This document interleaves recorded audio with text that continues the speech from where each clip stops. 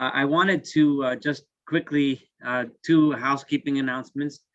The first one is anyone who took one of the questions that I texted to the WhatsApp group. So I would like to do like, tonight, no one is yet prepared, but next week, Rabbi, the Maharad is giving the Wednesday night class it's a Jewish thought class. So the week after, I guess that means the date would be April 5th.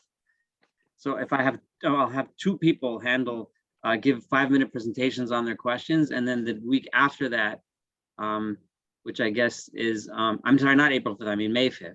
And then the week after that is May 12th, I'll have another two. So offline, I'll have them text me and I'll announce who's giving the 5-minute presentation.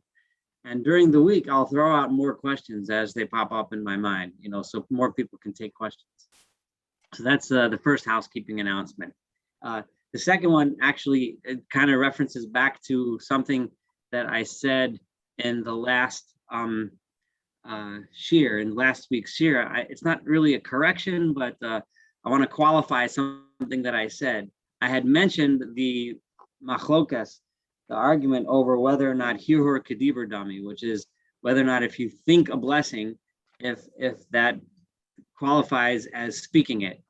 And I referenced the machlokas that the Rambam and the Simag were of the opinion that when you think a blessing, that it is considered like speaking, while many, or if not the majority of the other poskim hold that if thinking does not count as speech. So I then said, well, therefore, if you would think a blessing, that afterwards it would be, and you're not sure whether or not you were Yotze because of this machloket, you don't know whose opinion is right. So then you should not make the blessing again because it's Sveika D'Rabbanan L'Kula. It's a doubt in a matter which is a rabbinic matter, a D'Rabbanan, and therefore you should go L'Kula, the lenient side, and not make the blessing. I wasn't 100% correct because most of the poskim actually say that since an overwhelming majority hold that thought is not like speech, that this would not count as a suffix. It doesn't count as a doubt. It basically counts as we don't paskin like the Rambam and the Smart.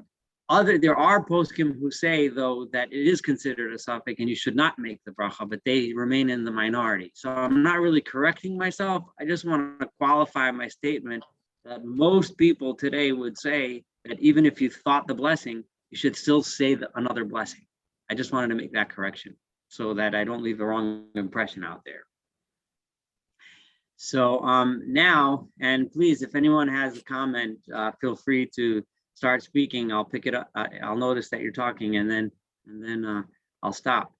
So the next subject we're going to start, and the Penine Halacha wisely kind of takes us through the order of a meal. If you imagine a Shabbat meal, just as a way of conceptualizing things. So the next thing the first topic he's going to address now is after the general idea of brachos, which he talked about last time, is the law of washing your hands. So that's what we're going to discuss today. It's hand washing. So for starters, he lays out a certain idea, and that's important to remember. In the Torah itself, we often see the concepts of tumah v'tara, of ritual purity and ritual impurity. It pops up in reference to contact with a dead body. It comes in reference to contact with certain kinds of crawling creatures and various other types of tumah of ritual impurity. But in the Torah, there's only a concept of impure. There's only such thing as the person's entire body becoming impure, or the person's entire body going to the mikvah, going through whatever the process is, and then becoming pure again. There's no such thing as a specific body part becoming tameh, becoming ritually impure. The concept of hands becoming ritually impure is completely a rabbinic concept. It's not a concept that's found in the Torah. That's so the entire law then. So it's important to establish this because similar to the law of the blessings that we make before we eat, which we said was a Rabbanan, a rabbinic decree, the laws regarding hand washing are also completely a rabbinic decree. So again, the same principle would apply of Safek D'Rabbanan Lahaka. When in doubt, you always take the lenient side. There might be some exceptions to that, which we'll get to, but the basic idea is the same. That's why it's important to understand right from the top that it's a rabbinic decree. Now that we got that, Sarah asked the question of whether there is a written text you should be following. You can follow along with me in the Panini Halacha in the WhatsApp group, and if you scroll back to the beginning, you'll see the Sefer. Right now, this particular volume is only available in Hebrew, not in English. You can also follow in my own notes that I sent out in English that I also linked on the WhatsApp. And if you were not part of the WhatsApp group when we did it, I can always resend out everything. But if you don't have any text to follow, you can just listen. I'll try to be as clear as I can. I just put it in the chat. Yes. Oh, okay. Thank you. Okay. So I just talked about the concept of the hands. That the idea of hands being tameh is only being impure is a rabbinic decree. So why did the rabbis make this decree that hands are tameh? So there's really two approaches. One is that they made this decree because, well, first of all, it was kind of a historical progression to this. The tradition has it that Shlomo HaMelech, when he built the first temple, that King Solomon, that he made a decree that the priests have to wash their hands, the Kohanim have to wash their hands before they handle sacrifices in the temple. So that was the first beginning of the idea that you have to wash your hands first, and it started when the first temple was established by Shlomo. Then, as history progressed during the second temple period, Shammai and Hillel said that extended that from the sacrifices to truma, to any truma, that's the gift that everyone gives to a Kohen, a portion of their produce, that it also has a special level of holiness. They said you have to wash the priests have to wash their hands for that too. Later on, in the time of the Mishnah and the Gemara, the Chachamim extended that to all Jews, always washing for any meal. Now, how that refers to bread, we'll get to in a little bit. But what was the basin used for in the Mishkan? Just the feet, then? Say that again. What used in the Mishkan? The copper basin used for in the Mishkan, then? Just the feet? Well, there are several places where the Torah does say that a Kohen has to wash their hands and feet prior to doing the service, but not necessarily prior to eating the korban, not eating the sacrifice. Eating the sacrifice, there was no mitzvah washing from the kiyar, but I'm glad you brought it up, because in a moment there is a connection between the kiyar, the basin, and the washing that we do today, and we're going to get to that. That's where we get the idea of the cup from, and we'll get to that in a minute. So it's important to remember that. So why did the Chachamim extend it to all food? So there's two reasons. One is that it's just this general idea that we should make our eating holy, just like they made it holy in the Beis Hamikdash. And the Chachamim wanted that the Kohanim should never forget this rule, and they figured that if they have a law that only certain Jews keep but not other Jews, then it would get forgotten. It wouldn't be kept well. So they said everyone always has to wash their hands, and this way the Kohanim will always remember, so that one day when we have a Beit HaMikdash again and there's the mitzvah of Truma and so on, they'll know to wash their hands. So in other words, it's a basis. It's like a spiritual type of cleanliness. The other understanding is, and the reason they're both valid is an idea of physical cleanliness. Your hands should be clean. Eating is a very important activity. Obviously, they then didn't have the concepts that we understand now, why hands should be clean when we eat, but they understood that eating is a special activity, so our hands should be clean. There's all sorts of ideas as to how this might have prevented some various pandemics from hitting the Jews as hard as other communities, because we always knew to wash our hands first. And as we're going to see later, part of the mitzvah is that our hands should actually be clean physically, and part of the mitzvah is that they should be spiritually pure, in the sense that we should be ready to eat holy foods like truma. The Panini Halacha goes through all kinds of kind of Kabbalistic ideas. I tend to skip those things, not that I don't feel they're important, but it's just not my cup of tea. This is a Halacha Shiur, not a thought shiur, but so I'm going to skip a little bit. But then the question then is how this comes to bread. So the idea is that the Chachamim, when they made this gezerah, when they made this decree that you have to wash your hands before food, the primary food is bread. Throughout Tanakh, whenever there's a reference to food, it's not, people don't live on bread alone. There's just so many quotes that you could think of. Lechem is like the quintessential food. Bread is food. So the Chachamim didn't want to make a gezerah that every single time someone has to eat, you need to wash, because that would have been a little onerous. So they said wash before bread, because that constitutes a real meal. So now that we have the basis, where it comes from and what the basis is, we can start getting down to the nitty gritty of the rules of hand washing. So the first debate that pops up among the Rishonim is what parts of the hand need to be washed.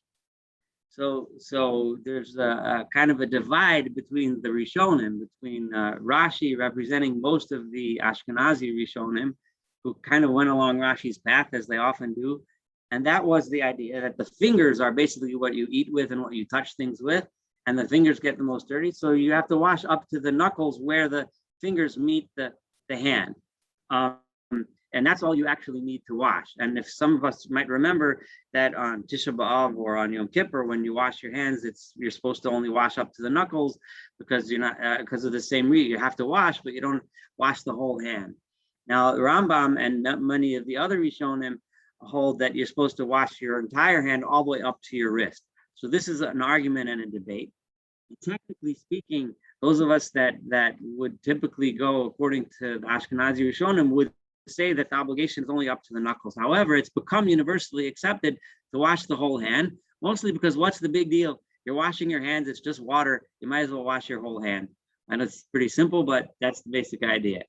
So, and if there really truly was some kind of a water shortage and you have no choice, then fine, go ahead, just wash up to your knuckles, and that would work.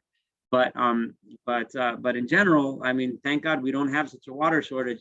So we wash our entire hands. The gezerah was made to wash your hands for eating bread, not necessarily touching bread. So if you eat without touching, or if you're holding the bread and feeding someone else, the person that's doing the eating is the one that needs to wash. This kind of contradicts the idea that it's for cleanliness purposes. So we'll see these two streams, and some of the laws as reported kind of reflect the holiness stream, and some of them reflect the cleanliness stream. So you can kind of watch out for both of them as we go through these rules. There's a general question that Panini Halacha deals with, which is how it is that we make a blessing. Since this is the first time he's talking about the laws of blessing, the question then is, how do we say the rules, Asher Kiddushanu b'mitzvotav, that God made us holy by giving us his commandments, if God didn't command this to us? This is not a command by God. This was a command made up by the rabbis. And the general idea is, this is a concept that pops up in a lot of places. The general idea is that that because the Torah commands us to listen to what the rabbis tell us, we know in Devarim 17 it says, when you go to Jerusalem and you talk to the Sanhedrin, you're supposed to listen to what they rule for you, and therefore technically a little bit more indirectly, this is by listening to what the rabbinic decrees are, we're listening to what God told us to do. Okay, so I mentioned the idea of bread. There was a separate decree on fruits and vegetables that are washed. Now this one, the basis of this decree was the holiness side of things. And the origin of it is, we know in the Torah that a fruit that grows in the field cannot become impure when it's sitting there attached to the ground. However, once it's detached, if it's washed with water, now it's able to become impure. This is a rule that pops up a lot throughout Shas. Until it comes in contact with water or one of what's known as the 7 liquids, then, which includes oil, water, blood, and other things, then it's able to become tameh, then it's able to become impure. Therefore, since fruits and vegetables, if you're thinking about truma, right, of the idea that we wash our hands before we eat truma, but so that the kohanim should always have their hands clean when they eat truma. So any fruit or vegetable that's washed or dipped in a liquid, we should wash our hands before doing that. Now, because this gezerah, this decree was made only because of the holiness reason, because of the ritual purity, and not because of cleanliness reason, many poskim and most Rishonim say that we do not need to do that anymore these days. There's no reason to wash our hands for fruits and vegetables anymore, other than to keep clean, to make sure you don't catch any diseases. But that's different. But for this, sorry. How would fruits and vegetables become impure? So in the days that we kept the laws of ritual purity and ritual impurity, say a lizard or a frog crawled on your apple after you washed it, it would become tameh from the tumah of a sheretz, of a crawling creature. Or say it got in contact with a dead body, or some other kind of thing that's ritually impure. So, and if it was truma, right, then it would actually become impure and it would be forbidden to eat. So they made this rule to wash your hands. Some poskim say that it was not only made for the reason of the ritual impurity, but it was also made for the reasons of cleanliness, just like bread had two reasons. Therefore, the Maharami Rudenberg and other poskim say that that we should continue to wash our hands today, even though we do not have truma. So this is another machloket, another argument. The general practice today became, even though Ashkenazi poskim pretty consistently until a couple hundred years ago, Paskin and said that we should wash our hands, and not only wash them, but make a bracha, because this was the gzeira. The practice among the people was to not bother, to not do it.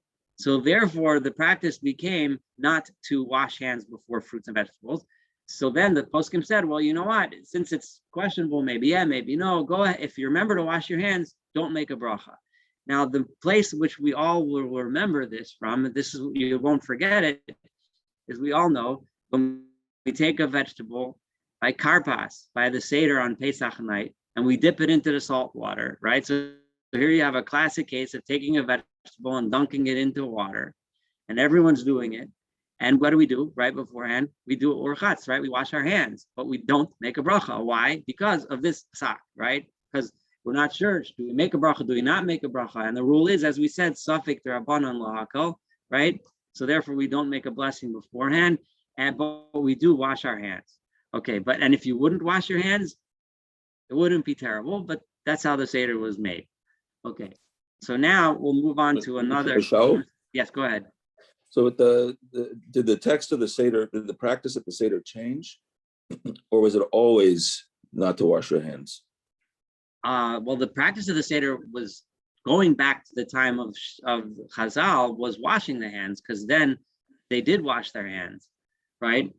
I mean, going back to the time of the Mishnah, I mean. In the time of the Beit HaMikdash, they did, because then the Gezerah certainly had effect, and almost certainly they made a blessing then too. When exactly we stopped, that's an interesting question. Someone must know the answer, but I'm not sure of the answer. But at some point in history, the practice became not to make a blessing because of this reason. Someone could probably do that research and find out, but that is an interesting question. But yeah, at some point it did change, because okay, so the next question then would be, what about bread? When you eat bread and you have to wash your hands, how much bread do you need to eat in order to wash your hands? So there's three opinions on this, and the opinions basically go as follows. We know that, and we're going to get to this later, that if you're going to eat even a tiny bit of anything, if you're taking one spoonful of soup or something, or whatever, you're supposed to make a bracha rishona. You're supposed to make a blessing beforehand on it. We didn't learn that rule yet, but we'll get there. So therefore, what does washing your hands the same thing? So some poskim say that even if you're going to eat a crumb of bread, you're supposed to wash your hands beforehand, just like you're supposed to make a hamotzi beforehand. Some say that no, the rule we know from halacha all over Shas that when the Torah says you must eat or you may not eat, eating is defined by a kizayat, the size of an olive. If it's smaller than that, the Torah doesn't consider that eating. If it's that size or larger, the Torah considers it eating. So therefore, there are those that say the same thing should apply to washing. And the others say that no, that there's a different criteria, and that is the criteria of satisfaction. Eating an olive size, no one gets full from it. It might be considered eating, but you don't fill your belly from something the size of an olive. But something the size of an egg, yeah, people sometimes eat an egg and they feel kind of satisfied. And the reason why, and that's relevant when we learn the laws of benching, because the Torah says v'achalta v'savata. It's not just eating, but you also have to be satisfied, which requires benching. So the benching shear is a kibetza. So they say the same thing would apply to washing. So you have all three opinions. So the custom then therefore developed on a similar pattern as before. No matter how much bread you're eating, you're supposed to wash. But you don't only make a bracha of Untitled Yadayim if you plan on eating something the size of an egg, and this way you fulfill all opinions and you don't make a blessing in vain. The next rule then would apply, and Jeff, I saw you looking something up on the screen. I'm guessing that you were looking in a Haggadah that has references. No, I was just frankly laughing at the rabbi's effort to put us through so many hoops that the best thing is not to eat at all, and that solves all problems. Well, see, it's interesting that you bring that up. I actually had a similar conversation to my father recently. There are poskim that sometimes say, and the Panini Halacha will sometimes say this, you know, I don't know if you're supposed to make a bracha or not make a bracha, so don't eat it. But I don't like that, because first of all, it's much less fun, right? You know, then you just avoid the whole question. It's a lot more interesting to analyze the question. But also, I don't think that's what God wants us to do. Like, we're going to get to places later where, you know, we're not sure, do you make a bracha on the dessert? Do you not make a bracha on the dessert? So some posts can say, oh, so don't eat the dessert. But but I like the dessert. I like chocolate pudding. I want to eat it. The Torah didn't tell us not to have chocolate pudding. And if you can't figure out, so figure it out, you know, find out whether you're supposed to make a blessing or not. I'm not into this avoiding thing business, although, you know, I guess there's a place for that, but that's not my thing. I'd rather try to figure out what to do, especially if I like the chocolate pudding. But so anyway, the next issue that he deals with washing is what kind of water do you need to use? First of all, how much water? So the rule is it has to the amount for each rinse. And we're going to get to hopefully how many times you need to rinse and where we get the business of twice on each hand. We'll get there soon. It has to be the size of a revi'at, which means a quarter of a lug. And I know that doesn't mean much to us, but it's somewhere in the range of 75 milliliters, if that helps. Okay, that's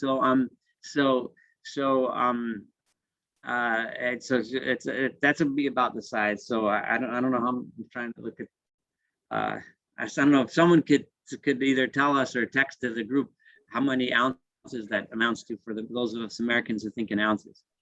But I think it's about 4 ounces. How much? I think revi'at is about 4 ounces. Okay, that sounds about reasonable. And that's about as much as if you poured it just right over your hand, you can kind of cover your whole hand with that. It has to be clean water. And this comes from that rule of the cleaning part, not the ritual purity part. And once you use the water for some other purpose, like if it's water that's you used for cleaning dishes, or you use it to wash up, to wash the laundry, whatever, you're not allowed to use it anymore. So water that was used for some sort of a thing, you can't use to wash your hands. So then now here we come to the kiyar idea. So whenever the rabbis made a decree, they always go back to, they try to base it on something of a Torah origin, right? As much as they can, it's reminiscent and teaches us something from the Torah. So over here, when they told us how to wash their hands, they wanted to do that. So they said, we know that in the kiyar, that which is the vessel that was used, it was in the tabernacle, in the Mishkan, and in the Beit HaMikdash, they had a kiyar, which was a vessel that the Kohanim used to wash their hands before the service, the temple service. So the Chazal said the same thing, that when we wash our hands, it has to be from a vessel to remind us of the kiyar. So if you have so something that's doesn't have the halacha of a vessel, like if you have a water bag and you pop a hole in it, that doesn't have the halachic status of a vessel, it wouldn't be a kosher way to wash your hands, even if it cleans your hands, but it wouldn't be right. The vessel has to be big enough to hold the amount, which we're saying now is about 4 ounces. If there's a hole in the vessel, if the hole is high enough in the vessel that beneath the hole it can still hold the amount, then the vessel is considered kosher. But if the hole is at the bottom and it can't even hold 4 ounces, it doesn't work. Our typical, if someone could correct me, but if you go to a Judaica store and you look for a washing cup, they're obviously they range in size, but roughly on average they hold about a liter, which is, if you think for each wash you need a revius, which is about 75 milliliters, it has way more than you need in a washing cup. So if you don't fill it all the way, even if you fill it halfway, you still have plenty in there in your typical washing cup to be, let's say, to do it the right way. The idea is, and over the years, they developed silver washing cups and artistic ones, all as ways to enhance the beauty of the mitzvah, like we have in many cases. So here's the interesting modern question now. Now we're going to start getting to more nitty-gritty modern stuff, is what about a faucet? So the Chachamim say, but the Chachamim, again, because whenever they make a takana, they try to reference back to a verse in the Torah. The pasuk in Bamidbar when it's talking about in Bechukot, when it's talking about, in Chukat, when it's talking about the laws of the Hara Aduma, of the red heifer, and making the ashes. So it says the Nosan Allah, the Kohen has to put upon it Mayim Chayim, fresh spring water, El Keli, into the vessel. So this was like reminded them, here they are making this decree about using water in a vessel, and it says over there Vinatan or Vinasan, and he has to put it. So they therefore said it has to be the action of a person doing it. So when you take a vessel and you pour it out, that's considered a person doing it, as opposed to putting your hand out in the rain, which would not be put by a person, that would not be kosher. So what about a faucet? So the faucet itself is considered a vessel, but most poskim say that the pipes that lead the water to the faucet is not considered a vessel. So here's what most modern poskim say. Now you can feel free to disagree with what they say, because this is all modern poskim and their understanding of what's considered a vessel and what's considered koach gavra. So I can tell you what most of them write, but you can feel free to have your own ideas on this one. So what they generally say is I don't know how many of you ever, if when you go out on an army excursion into the desert somewhere, and one of the army vehicles hitches on the back what they call, in the U.S. Army, they call it a water buffalo, which is basically a big tank full of drinking water, and on the bottom at the end there's a faucet, and if you can, and everyone goes and fills their canteens or whatever from that faucet, or nowadays usually camelbacks, right? So that entire tank is a vessel, there's no question. And the faucet is at the bottom. So the post can say, well, when you turn the faucet on and water pours out, the initial gush of water is considered koach gavra. That's what you put out there. After you let it rush for a while, then it's not considered koach gavra anymore. So I'm imagining, I wasn't in the IDF, I am in the US Army, but in the IDF, I would imagine that the troops, when they're out in the field, if they have a water buffalo, they can actually wash their hands they don't need a keli, because they just turn it on, rinse, turn it on, rinse, turn it on, rinse, turn it on, rinse, and that would be completely kosher, because that's a vessel. But however, the water from the berez, water from the faucet in our sink in our kitchens, so that it's coming from pipes, not from a vessel. And since the pipe's not a vessel, that would not be okay. You have to put it into a keli first. Hence, we have to do it from the kitchen. Now, I personally am wondering that if you live in a place, some places, some cities, and I'm not an expert, there might be people listening that know more than me, but in some cities, use water pressure because the water is coming off of mountains or from streams or from dammed up lakes or whatever. But some places have a big tall water tower, right, that creates the water pressure, and then the water tower drops the water into the system. So I'm just wondering if that giant water tower could be considered a vessel, and then the pipes are just a conduit by which it comes from the vessel to your sink. That's just a thought.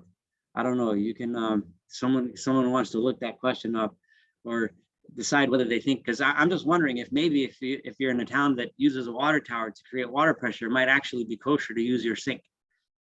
Anyway, the next thing is that, as we know, a mikvah is like the quintessential thing that makes something pure. So if you have a kosher mikvah available and you dunk your hands in it, that would be considered washing according to anyone. The Chazal, when they made their decree, certainly would say that a mikvah makes something kosher. So now, then the next big question is, people talk about like a chatzitza. This is what's considered a division between, when a person goes to the mikvah, you have to be undressed. There shouldn't be anything dividing between the skin and the water. So what about when you wash your hands? The Chacham did the same thing. They made a decree in such a way that it should be fashioned after the Oraita, which is the person going to the mikvah. So if their hands are dirty, sorry? Rings, if you have a ring on, what do you do? Well, he's going to mention rings in a minute. We will mention rings. It's a very good question, but I promise we'll get there in just a second. So first of all, if your hands are dirty, you got to clean them, okay? And this kind of goes along with the idea that you're supposed to clean your hands, right? The question is, how dirty is considered dirty? So the general rule is that it depends. If generally people think it's dirty, then it's dirty. I would venture to guess that, especially after COVID, but even before COVID, when we knew about the germs and stuff, if your hands aren't really clean, like with soap and water beforehand, then that's not clean, because nowadays we consider that dirty to eat, because but in the old days, people didn't care as much. It was different. So if you happen to be working in a specific job where and it's accepted in that environment to have hands that have, let's say, got dyes or colors or things on them, and that's considered clean in that environment, that would be okay. But in general, we look at what people think. So the same thing goes for a chatzitza that you have on your hand, something that you wear on your hand. It depends. If it's the kind of thing that you normally take off when you wash, right? So then you have to take it off. But if it's the kind of thing that you normally keep on when you wash, then you can keep it on, and it's not a chatzitza. And most poskim say that most women, if they will, or men or whatever, if you wear rings, if you're going swimming or whatever, people keep their rings on all the time, right? But if you're the kind of person that takes it off, then fine. So most poskim say that a ring is not a chatzitza. You can wash your hands with your rings on. However, in a lot of circles, the custom is to take them off anyway. But there's no question that if you washed your hand with your rings on, that you don't have to wash again, and it's considered fine. But if you happen to be the kind of person that always takes it off, or you live in an environment where that's what everyone does, then fine, then you have to take it off. But most people would, generally wear their rings. But that you have to kind of use your judgment on that one. The other thing does the water have to be warm or cold, or does it not matter? I didn't see anything about that. I think it could go either way. That's an interesting question, but I haven't seen anyone write that. So I'm going to make the assumption that it doesn't matter. Okay. If I remember correctly, it has to be not too hot and not too cold, because you won't wash your full hand if it is. No, I mean not the water that you wash your hands with. I mean, Yeah. the water from the mikvah. Oh, the water. Well, I would When say you probably when you get in the mikvah to wash yourself, to cleanse yourself, to purify yourself, should you be getting in warm water or cold water? Or that's what I meant. Well, I think it could go either way, but probably the same rule, which would be if it's too hot or too cold, then you're not going to wash yourself well. So. Oh yeah. Okay. But as long as it's within reasonable tolerance for a normal person, it should be fine. Okay. Okay. So I wanted to get to a little more. I got 10 minutes to go, so I'm going to see if I can try to go through this. But this next one gets a little complicated. But the actual rule is that all you need to do on each hand is a revius, which is about 4 ounces, and once. Okay. The issue is that assume for a moment that your hands are ritually impure and you pour the first revius on. So now your hand is no longer ritually impure, but there's water that's on it, and the water came in contact with an impure hand, and the water is now impure. But the water cannot impart more impurity to your hand for various reasons, which get a little complicated, so I'll leave that out. But you have impure water on your hands. So you take another revius and you pour it to wash that water off. So if you use, the other thing is that what if the first time you didn't get a full revius? So then by adding the second time, because you're able to do it in bits, if you do a little and a little, then a little, as long as it totals a revius, it's okay. So you do it a second time, now you make it for sure. So the purpose of the second pour is to, number one, make sure you have the right amount, and number two, to wash off the first thing. Now, if you take your hand, I mentioned the size of the washing cup, which is more than enough water to do it all the time. But now, if you have a dry hand and you have a wet hand that you just washed, and you touch the dry hand, now that dry hand is impure and it will impart impurity to the hand that you just washed. So you need to wash the clean hand again. So it's important not to touch your hand, until you washed both. Once you wash both, you can touch each other as much as you want because they're both considered ritually pure. Now, there is a thing that you might see where people get all concerned, like they want to make sure the handles of the washing cup are dry, right? And the origin of that is because they're worried that the some of the water that gets on the handle could be tamei water that touched your hand, that rinsed your hand, and then if you touch the wet handle, your hand will become tamei again. But the truth is, because this is all just worried about something that might be, remember, a suffix d'Rabbanan l'kula, and we're talking about d'Rabbanans here. So most poskim say that it's completely unnecessary. You don't have to worry about drying the handles. If people are interested in this subject, it's just I'd rather just say what I just said and move on. That there's no reason to worry about the dryness of the handles, even though you might see some people get all in a tizzy about it occasionally at some places. But no need to worry. The other question is, of course, what about drying your hands? Why is it that we make the blessing after we wash our hands, but before we dry the hands? And the reason for that is because before we wash the hands, our hands are tamei. Why make the blessing when our hands are ritually impure? We'd rather wash the hands. Now our hands are pure and we can make it. And the drying is part of the mitzvah not because of the ritual part, but remember the mitzvah was also made for the cleanliness part. And when our hands are wet, by drying them, it's part of the cleanliness. It's removing the dirty water from our hands. So the mitzvah is still going on. So usually the rule is you always make a blessing before you do a mitzvah. But over here, this is considered before you completed the mitzvah. So it's kind of a compromise. So we don't do it really beforehand because our hands are still dirty, but we do it before we dry our hands. That's why we wash our hands, make the blessing, and then dry them. Or some people while they're drying them, but it's the same thing before you're done. Then there's the another issue that I wanted to mention, and that is what about talking? We all know you wash your hands, right? And then everyone's quiet, and then we sit down and we make the hamotzi. Now, it's not so clear that it has to be that way. So there's really several opinions, but the classic opinions are as follows. The Rambam holds that as long as you know that I'm washing my hands and I'm going to go and sit down and then eat, you can talk about whatever you want to talk about, right? If you want to talk about the baseball game last night, that's fine. As long as you didn't specifically think to yourself, oh, you know what? I'm going to go and watch the game and then I'm going to go sit down and eat. Because if you do that, then you completely thought to yourself, I'm doing something else besides eating. But as long as your intention is to go from washing to eating, it doesn't matter what you discussed. However, the Rush says you're only allowed to discuss things that are related to the meal, right? All right. So in other words, after you wash your hands, you can talk about, oh, where did I put the challah? Oh, I forgot the knife, or where's the salt, or whatever, something related to you about being about to sit down. There are others that are machmir a little more and say that it has to be directly related to the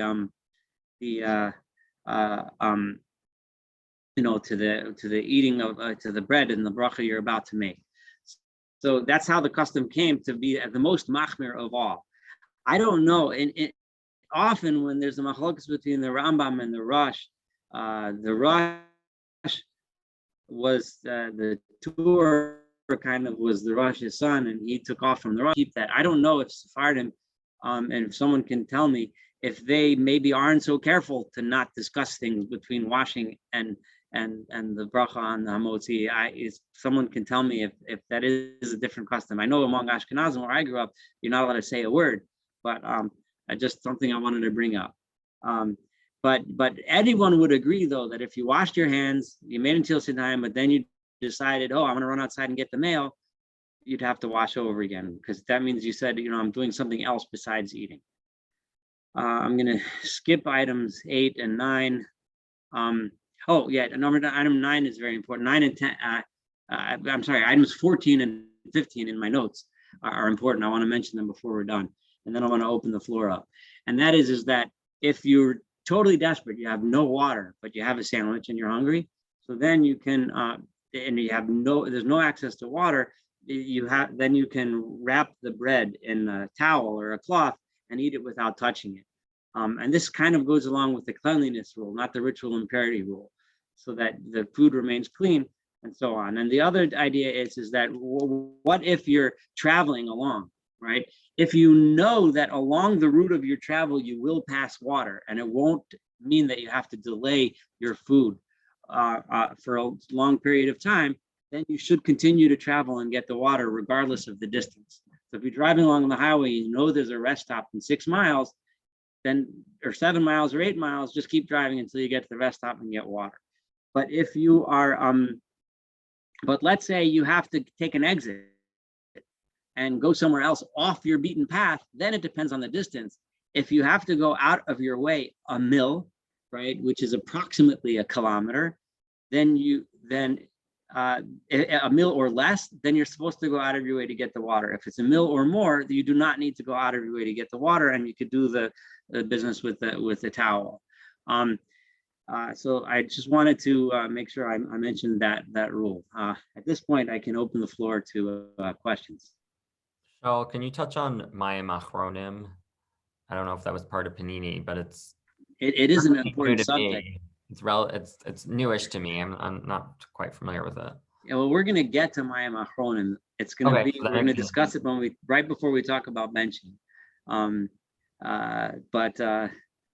The whether or not Mayim Achronim is relevant nowadays, it depends on whether it also had two components, a practical component, because they had this salt and they were worried when they used this strong salt that they touched their eyes, it would burn, so the Mayim Achronim kind of washes off the residue. The other purpose is ritual, that it washes off impurities before you bench. We'll get to Mayim Achronim though. We're gonna discuss that in detail. Any other questions on what we said or comments or anything? What about the custom that people wash their hands 3 times? They do it 3 times. I don't know what there is. The custom of washing our hands 3 times, like in the morning when we wake up, that has all kinds of Kabbalistic reasons. The Pnei Halacha kind of goes at, and I skipped that whole section because I just did. but that has all kinds of spiritual reasons. If someone has the custom to do it 3 times for bread, I have no idea where they get it from. They might have made it up. Maybe their grandfather made it up. I don't know, but it's not in the halachas forum. All right. Many Sephardim do. Well, I hope I didn't insult someone. If there really is a legitimate No. if there's a legitimate reason for it, then someone can definitely bring it to my attention. But I didn't come across that. Can you touch on, I know you talked about stream water, mountain water, and the big, water holding. What if you have a well? Do you mean Like a modern dug well? Well, if in what way, how do you want to use the water? If you can, you mean if you dig it and the well comes into your house? In other words, that's what's supplying the plumbing in your house, right? So it's for everything. Right. Well, the well would not be a keli, right? It's not a vessel. So at no point does that water come from a vessel onto your hands, unless in the old fashioned way, if you lower a bucket into the well, that bucket is a vessel and you could certainly wash your hands from there, no question, right? Right, but there's in modern well systems, it comes into like a holding tank before it comes into the home. Well, that's a good point. So in that kind of case, if you have a holding tank where it goes from the well into the holding tank, and then the holding tank threw a pipe into your sink, there's good reason to believe that some poskim would say, well, those pipes are not considered vessels, right?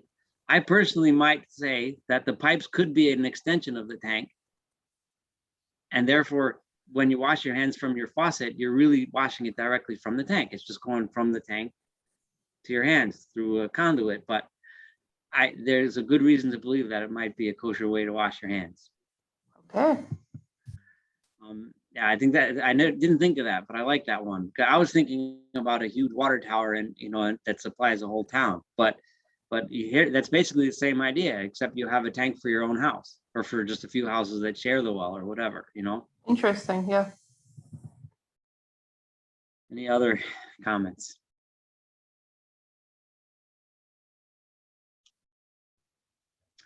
Well, if there isn't, then feel free to text me offline. Everyone has my number on WhatsApp. And I'll try to over the next week. So next week, the Marat is giving the class. It looks like a really cool class on Messianism. So it's a Wednesday night at the same time. And then the week after, April 5th, we'll resume. And we'll be talking about the laws of Hamotzi, of the Bracha of Hamotzi. We touched on it a little bit today, but today we focused on washing. Tomorrow will be on the Bracha of Hamotzi. Not tomorrow, next class. Thank you very much.